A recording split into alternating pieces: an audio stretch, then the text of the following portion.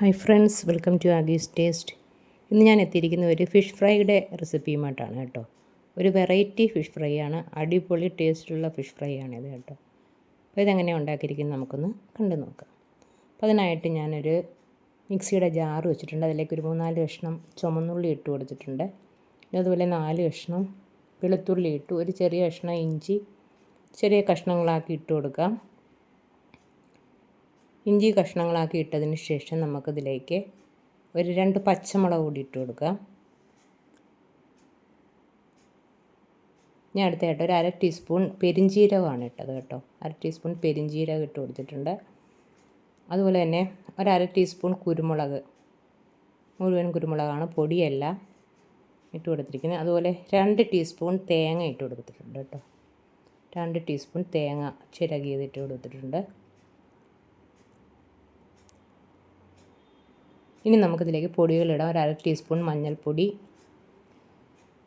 ഒരു 2 ടീസ്പൂൺ മുളക് പൊടി ഇട്ട് കൊടുക്കാം. അതുപോലെ തന്നെ 1 ടീസ്പൂൺ മല്ലിപ്പൊടി ഇട്ട് കൊടുക്കാം.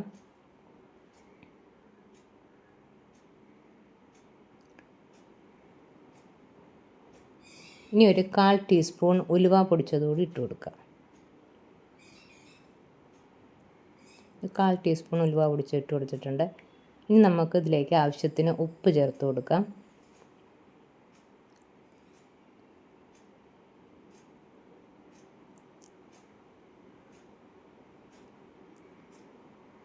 ഉപ്പ് ചേർത്ത് കൊടുത്തിട്ടുണ്ട്. ഇനി നമുക്കിതിലേക്ക് ചേർക്കാനുള്ളത് നാരങ്ങയാണ് കേട്ടോ. ഒരു അരമുറി നാരങ്ങ നീര് അതിലേക്ക് പിഴിഞ്ഞൊഴിച്ച് കൊടുക്കുക. നാരങ്ങ നീര് പിഴിഞ്ഞൊഴിക്കുമ്പോൾ ശ്രദ്ധിക്കേണ്ടത് അതിൻ്റെ അകത്ത് കുരു വീഴരുത് കേട്ടോ. അപ്പം ഞാൻ പിഴിഞ്ഞപ്പം കുരു വീണിട്ടുണ്ട്. ഞാനിതെടുത്ത് മാറ്റിയിട്ടുണ്ട് കേട്ടോ. മാറ്റിയിട്ടാണ് അരച്ചത്. അപ്പം കുരു ഇട്ട് അരച്ച് കഴിഞ്ഞാൽ കയ്പ്പ് വരും, കയ്പ്പ് രസം ഉണ്ടാവും. അതുകൊണ്ട് കുരു മാറ്റിയിട്ട് വേണം അരയ്ക്കാനായിട്ട്. പിന്നെ ഒരു തണ്ട് കറിവേപ്പിലയും കൂടി ഇട്ട് കൊടുത്തിട്ടുണ്ട്.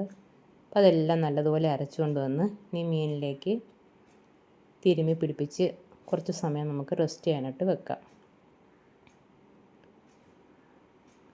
നല്ലതുപോലെ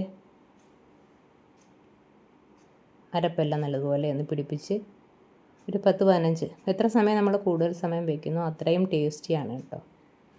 ഇപ്പോൾ ഒരുപാട് മസാലകളുണ്ട്, പല തരത്തിലുള്ള മസാലകൾ ചേർത്തൊരു ഫിഷ് ഫ്രൈ ആണ്. അടിപൊളി ടേസ്റ്റായിരുന്നു. നമ്മൾ ഈ മീൻ മാത്രം പറക്കി തിന്ന് പെട്ടെന്ന് തീർക്കും കേട്ടോ. പെട്ടെന്ന് തന്നെ ഫ്രൈ ചെയ്ത പാത്രം കാലിയാവും. അത്രയ്ക്ക് ടേസ്റ്റി ആയിട്ടുള്ളൊരു ഫിഷ് ഫ്രൈ ആണിത് കേട്ടോ. അപ്പോൾ ഞാൻ ഒരു പാൻ വെച്ച് അതിലേക്ക് കുറച്ച് എണ്ണ ഒഴിച്ച് കൊടുത്തിട്ടുണ്ട്. ഞാൻ വെളിച്ചെണ്ണയിലാണ് വറുത്തത്. അതിലേക്ക് കുറച്ച് കറിവേപ്പില തണ്ടിട്ട് കൊടുക്കാം. ഞാൻ അതിൻ്റെ മുകളിലേക്ക് നമുക്ക് ഈ മീൻ നിരത്തി കൊടുക്കാം.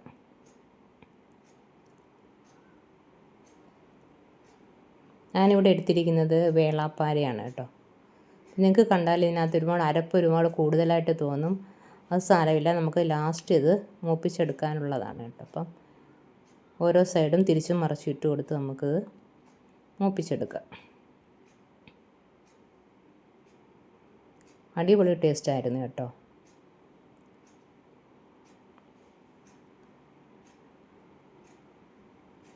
അപ്പോൾ 2 സൈഡും റെഡിയായി വന്നിട്ടുണ്ട്. നമുക്കിനി ഇത് മാറ്റാം. അടുത്ത ട്രിപ്പ് ഇട്ട് കൊടുക്കാം.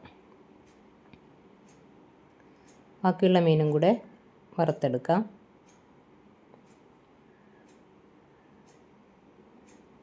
ഇതിൽ എണ്ണ കുറവാണ്. ഇനി കുറച്ച് എണ്ണയും കൂടെ ഒഴിച്ചു കൊടുക്കാം. കാരണം ഒരു 3 പീസ് കൂടിയേ ഉള്ളൂ. അപ്പോൾ ഒരു ശകലം എണ്ണയും കൂടെ ചേർത്ത് കൊടുക്കാം.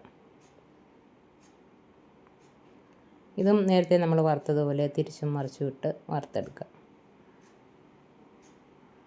ഇത് വറുത്ത് കഴിയുമ്പോഴത്തേക്കും പിന്നെ കുറച്ച് എണ്ണയൊക്കെ കാണും. ആ എണ്ണയ്ക്കകത്തേക്ക് നമുക്ക് ബാലൻസ് വന്ന അരപ്പുണ്ടല്ലോ, അത് ചേർത്ത് കൊടുക്കാം. ആ അരപ്പ് ഈ എണ്ണയിലൊന്ന് നല്ലതുപോലെ ഒന്ന് മൂപ്പിച്ചെടുക്കാം.